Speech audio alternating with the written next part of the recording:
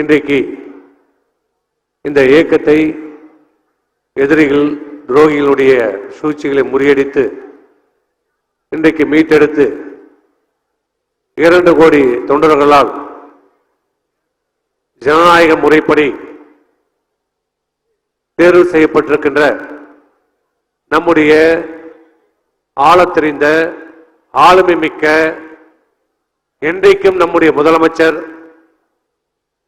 கழக பொதுச் செயலாளர் அவர்களுக்கும் மற்றும் வருகை தந்திருக்கின்ற அனைத்து செயற்குழு பொதுக்குழு உறுப்பினர் அவர்களுக்கும் என்னுடைய வணக்கத்தை தெரிவித்துக் கொள்கின்றேன். இன்றைக்கு எல்லோரும் வரலாற்று சிறப்புமிக்க பொதுக்குழு என்று ஒவ்வொரு முறையும் நாம் சொல்லுவோம். ஆனால் உண்மையிலே அனைத்து இந்திய அண்ணா திராவிட முன்னேற்ற கழகத்தினுடைய வரலாற்றிலே இது ஒரு முக்கியமான பொதுக்குழு. ஏனென்றால் அம்மாவின் மறைவிற்கு பிறகு இந்த இயக்கம் இருக்குமா? எம்ஜிஆர் ஆட்சி, அம்மாவுடைய ஆட்சி தொடருமா என்று பலரால் விமர்சிக்கப்பட்டது, ஏளனம் செய்யப்பட்டது. இந்த இயக்கம் இத்தோடு முடிந்துவிட்டது. அனைத்து இந்திய அண்ணா திராவிட முன்னேற்ற கழகத்துடைய சரித்திரம் முடிந்தது என்று எல்லோரும் ஏளனம் செய்தார்கள். நம்முடைய எதிரிகள் சந்தோஷமாக இருந்தார்கள்.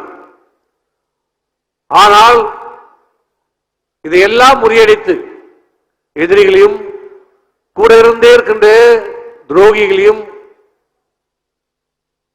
உடைய சூழ்ச்சிகளை எல்லாம் முறியடித்து அன்றைக்கு அம்மாவின் மறைவிற்கு பிறகு தமிழகத்துடைய முதலமைச்சராக பொறுப்பேற்ற நம்முடைய முதலமைச்சர் பொறுப்பேற்றார்.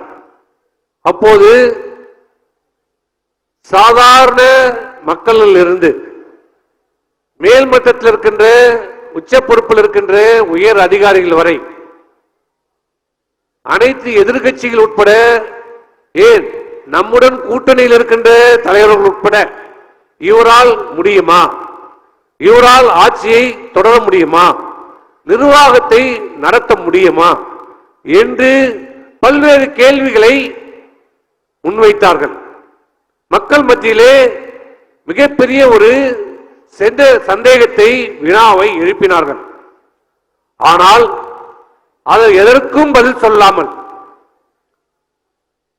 எதற்கும் செவி சாய்க்காமல் தன்னுடைய பணி, தனக்கு கொடுக்கப்பட்டிருக்கிற பணி, இந்த மிகப்பெரிய இயக்கம் மாண்புமிகு அம்மா அவர்கள் சொல்லியது போல எனக்கு பிறகும் இந்த இயக்கம் 100 ஆண்டு காலத்திற்கும் நிலைத்து நின்று மக்கள் பணியாற்றும் என்று அந்த லட்சியத்தை, கனவை நிறைவேற்ற வேண்டும்.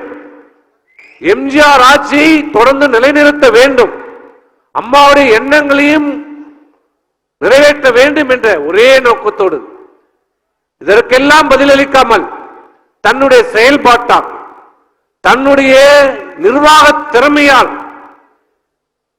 என்னை போல் ஒரு முதலமைச்சர் இனி வர மாட்டார் என்று இந்த நாட்டை ஆண்டு காட்டிய முதலமைச்சர், ஆள தெரியுமா என்பவருக்கு எடப்பாடியை விட்டால் ஆள தெரியவர் யாரும் இல்லை இந்த நாட்டில் என்பதை நிரூபித்து காட்டிய ஒரு தலைவர். இது ஏதோ உங்களுக்காக நமக்காக சொல்வதில்லை. இன்றைக்கு சாதாரண மக்கள் சொல்கின்ற பேச்சு எடப்பாடியார் இருந்தாலே போதும் என்ற நிலை இன்றைக்கு இந்த ஆட்சியில் ஏற்பட்டிருக்கிறது. இன்றைக்கு மக்களாலே சொல்லப்படுகின்ற நிலைமை, ஏன் திராவிட முன்னேற்ற கழகத்தில் இருக்கின்ற அந்த நிர்வாகிகளே சொல்லுகின்றார்கள், உங்களுடைய முதலமைச்சர் இருந்த காலத்தில் இருந்தது கூட எங்களுக்கு இப்போது நடைபெறவில்லை என்று ஆளும் திமுக காரனே இன்றைக்கு ஆதரப்படுகிற அளவுக்கு, பெருமைப்படுகிற அளவுக்கு ஆண்டு காட்டிய ஒரு முதலமைச்சர் நம்முடைய பொதுச் செயலாளர் எடப்பாடியார் அவர்கள். அப்படி ஒரு சிறந்த ஒரு நிர்வாகி, ஒரு ஆளுமை திறமை மிக்கவர் என்பதை நிரூபித்து காட்டியவர் 4.5 ஆண்டு காலம். ஆனால் ஆட்சி மாற்றத்துக்கு பிறகு மிகப்பெரிய ஒரு மீண்டும் ஒரு சோதனை நமக்கு ஏற்பட்டது. சோதனை என்றால் எதிரிகளால் அல்ல, நம்முடனே இருக்கிற இந்த இயக்கத்திலே பதவி சுகம் அனுபவித்தவர்கள், இந்த கட்சியில மிகப்பெரிய பொறுப்பை யாராலும் கனவால் கூட காண முடியாத பொறுப்புகளை எல்லாம் முதலமைச்சர் பொறுப்பு வரை அனுபவித்தவர்கள். எந்த இயக்கம் இவர்களுக்கு பதவி தந்து அழகு பார்த்ததோ அந்த இயக்கத்துடைய அலுவலகத்தின் கதவை எட்டி உடைத்தவர்கள். இப்படிப்பட்ட துரோகிகள் மத்தியில் இந்த இயக்கத்தை பதட்டப்படாமல், எதற்கும் அஞ்சாமல் துணிவோடு நின்று அன்றைக்கு 23 இதே வானகரம் இன்றைக்கு அமர்ந்திருக்கிற இதே பொதுக்குழு செயற்குழு உறுப்பினர்கள் தான் அன்றைக்கு இருந்தோம். இன்றைக்கு இருக்கிற நிலைமை அன்றைக்கு நமக்கு இருந்ததா என்பதை தயவு செய்து நீங்கள் எல்லாம் சிந்தித்து பார்க்க வேண்டும். 23/6/2022 காலை 4:30 மணிக்கு தீர்ப்பு வருகிறது. 5:30 மணிக்கு பொதுச்சாளரை சந்திக்கிறோம். நாங்கள் எல்லாம் பதட்டத்தில் இருக்கிறோம். நானும் விஜயபாஸ்கரும் தான் அந்த நீதிபதி வாசலிலே அந்த தெருவிலே காரில் அமர்ந்து கொண்டிருந்தோம். அவர் வீட்டுக்கு சென்ற போது இதே புன்னகை, இதே சிரிப்போடு நாங்கள் கூட நினைச்சோம் பதட்டப்பட்டிருப்பார், கோபப்படுவார், வேகப்படுவார் என்று நினைத்தோம். ஆனால் எந்த பதட்டமும் இல்லாமல், எந்த கோபமும் இல்லாமல் இதே சிரிப்போடு அமைதியாக அடுத்து என்ன செய்யலாம் அதை பார்ப்போம் என்று பொறுமையாக நிதானமாக அடுத்த கட்ட நடவடிக்கையை தொடர்ந்து இந்த கூட்டத்தை 3 மணி நேரத்திலே இந்த கூட்டத்தை கூட்டி இன்றைக்கு இந்த கூட்டம் இன்றைக்கு நடைபெறுகிறது என்றால் அன்றைக்கு நம்முடைய பொதுச்செயலாளர் எடுத்த அந்த பொறுமை, நிதானம், ஆளுமை, திறன் அனைவரையும் அரவணைத்து செல்கின்ற அந்த பக்குவத்தால் தான் இன்றைக்கு இந்த அனைத்து இந்திய அண்ணா திராவிட முன்னேற்ற கழகம் மீட்டெடுக்கப்பட்டிருக்கிறது. ஏதோ அவரை பெருமைப்படுத்துவதற்காக நான் சொல்லவில்லை. ஏனென்றால் இந்த ஓராண்டு காலம் ஆக நாங்களும் வேலுமணியாளர்களும் தங்கமணியாளர்களும் இன்னும் மற்றவர்களும் இந்த அவரோடு இந்த ஓராண்டு காலம் இந்த இயக்கத்திலே பல்வேறு போராட்டம், பல்வேறு சட்ட போராட்டம், எத்தனை வழக்குன்றதே இப்ப கணக்கு மறந்து போச்சு. ஒரு கணத்துல எண்ணிட்டே இருந்தோம், இப்ப எண்ணிக்கையே விட்டுட்டோம்.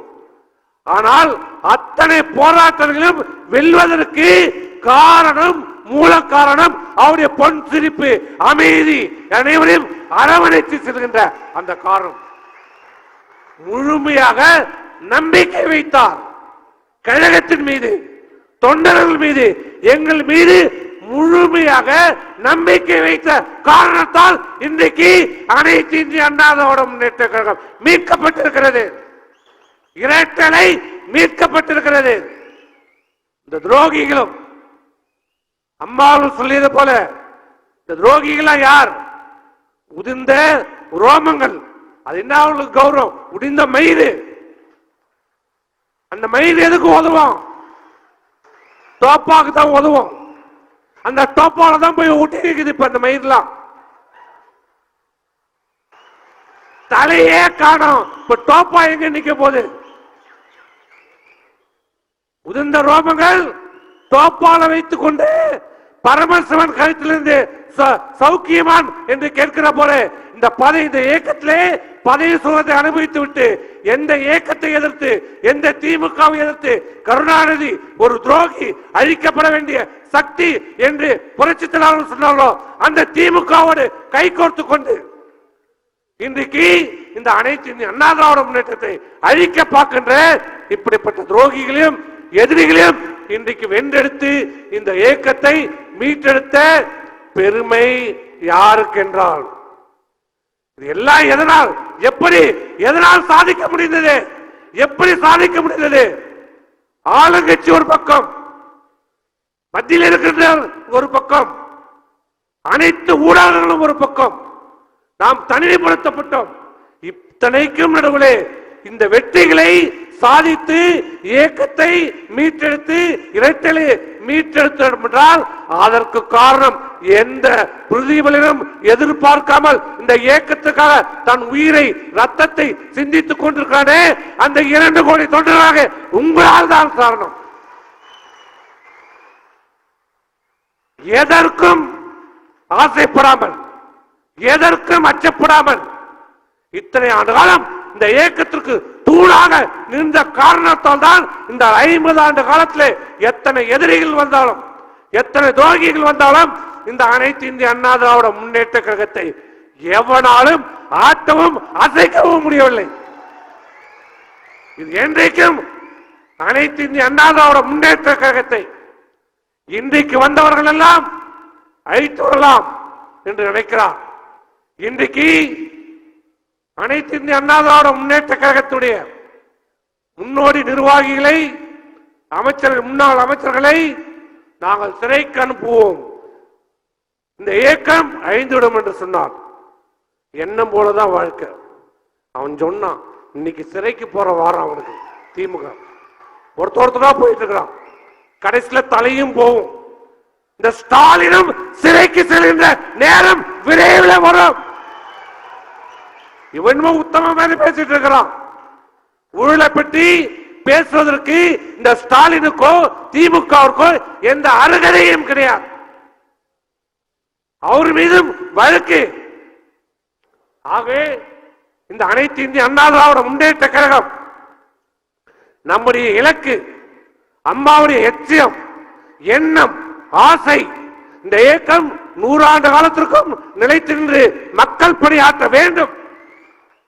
96 இந்த இயக்கம் சந்தித்த மிகப்பெரிய ஒரு தோல்வி, அண்ணா திமுக வரலாற்றிலே மிக மோசமான ஒரு தோல்வி என்றால் 96 தேர்தலில். அன்றைக்கும் சொன்னார்கள், இனி இந்த இயக்கம் நிலைக்காது, எழுந்திருக்காது, இந்த அம்மாவுடைய வாழ்க்கை, அரசியல் வாழ்க்கை முடிந்திருக்கிறது என்று சொன்னார்கள். ஆனால் 2 ஆண்டிலே 98 நாடாளுமன்ற தேர்தலில் மிகப்பெரிய வெற்றியை தேடி தந்தது இந்த அனைத்து இந்திய அண்ணா திராவிட முன்னேற்ற கழகத்துடைய தொண்டர்கள் உழைப்பு. அதை ஞாபகத்தில் வைத்துக் கொள்ள வேண்டும். நாம் இயக்கத்தை இன்றைக்கு மீட்டெடுத்திருக்கிறோம், சின்னத்தை மீட்டெடுத்திருக்கிறோம். ஆனால் இந்த எதிரிகளை மீண்டும் எம்ஜிஆர் ஆட்சி, அம்மாவுடைய ஆட்சி, எடப்பாடி அவர் ஆட்சி அமைய வேண்டும் என்றால் வர இருக்கின்ற நாடாளுமன்ற தேர்தல் மிக முக்கியமான நமக்கு தேர்தல். உங்களுக்கு தேர்தல் பணிகளை, களப்பணிகளை சொல்லி தெரிய வேண்டியதில்லை. நாம் பத்திரிகைகளிலும் ஊடகங்களிலும் நம்மை மீண்டும் மீண்டும் மீண்டும் மீண்டும் அனைத்து இந்திய அண்ணா திராவிட முன்னேற்ற கழகத்தை குறிவைத்து, நம்முடைய தலைமையையும் இயக்கத்தையும் குறிவைத்து நம்மை சிறுமைப்படுத்தி, நம்மை பலவீனப்படுத்துவதற்கான முயற்சிகளை செய்து கொண்டிருக்கிறார்கள். இதுவரை இந்த 50 ஆண்டு காலத்திலே அது வெற்றி பெற்றதாக சரித்திரமே இல்லை. ஆகவே அதை நாம் பற்றி கவலைப்பட வேண்டியதில்லை, அதை பற்றி நாம் சிந்திக்கப்படுவதில்லை. கூட்டணி என்பதை அதை நம்முடைய பொதுச் செயலாளர் பார்த்துக் கொள்வார். நம்முடைய எண்ணங்கள் அனைத்தும் ஒரே இலக்கு, நாடாளுமன்ற தேர்தலில் இரட்டைலை வெற்றி பெற வேண்டும். இது மட்டும்தான் நம்முடைய ஒரே ஒரு கொள்கையாக இருக்க வேண்டும். ஆகவே வருகை தந்திருக்கின்ற செயற்குழு, பொதுக்குழு உறுப்பினர்கள், நாடாளுமன்ற தேர்தலுக்கு வெகு காலம் இல்லை, இன்னும் 2 மாதத்திலே தேர்தல் அறிவிக்கப்பட இருக்கிறது. ஆகவே அனைத்து உறுப்பினர்களும், நிர்வாகிகளும், கழக தொண்டர்களும் அவரவர் பகுதியிலே அவரவர் பணிகளை சிறப்பாக செய்தாலே நாம் மிகப்பெரிய வெற்றியை பெறுவோம். மக்கள் மத்தியிலே மாற்றம் ஏற்பட்டு விட்டது. இந்த ஆட்சி தூக்கி எறியப்பட வேண்டும், ஊழல் ஆட்சி தூக்கி எறியப்பட வேண்டும், நாடக ஆட்சி தூக்கி எறியப்பட வேண்டும் என்று மக்கள் மத்தியிலே இன்றைக்கு மிகப்பெரிய ஒரு கோபம் ஏற்பட்டிருக்கிறது. அதை நாம் முறையாக பயன்படுத்திக் கொள்ள வேண்டும். மக்கள் தயாராகிவிட்டார்கள். இந்த ஸ்டாலினுடைய அரசை தூக்கி எறிவதற்கு மக்கள் தயாராக இருக்கிறார்கள். நாம் முறையாக அதை களத்திலே பயன்படுத்திக் கொள்ள வேண்டும் என்று கூறி இந்த வாய்ப்பை வழங்கிய அனைவருக்கும் நன்றி கூறி விடைபெறுகிறேன். நன்றி, வணக்கம்.